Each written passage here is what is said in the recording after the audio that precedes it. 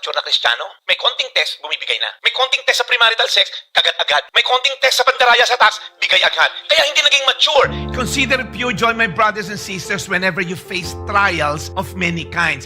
Ang ganda ng verse na to kasi hindi sinabing if you face. No. Whenever, hindi if. Dahil magkakaroon tayo ng problema. It's not a question of trial kaya ako? In this world, you're gonna have trouble, the Bible says. But here's the thing. Whenever you face trial of many kinds, bakit ka magjo-joyful? It doesn't mean magiging happy ka. Yay, may cancer ang nanay ko. Hindi ganon. No. You consider it pure joy. It's different from happiness because happiness is based on happenings. Joy is different. It's anchored inside a heart that's trusting God is in control. And this God loves me. So, consider it pure joy pag marami kang trials na kinakaharap. Why? Because you know, dapat alam mo to, the testing of your faith produces what? Perseverance. Look up here.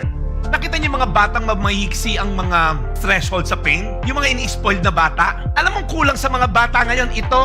Kasi ini-spoiled. Gusto ng laruan, binigay. Ayoko ng laruan. Hindi mamamatay yan.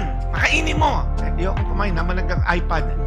I-test mo yung faith, produces perseverance. Bakit? Let perseverance finish its work. Ay, may trabaho palang perseverance. Tinatrabaho pala tayo ni Lord. Yung testing pala, kaya productive kasi nagpuproduce ng perseverance. So that you may be what? Mature. Everybody say mature. Alam mo kaya maraming immature na Kristiyano? May konting test, bumibigay na. May konting test sa premarital sex, kagat-agad.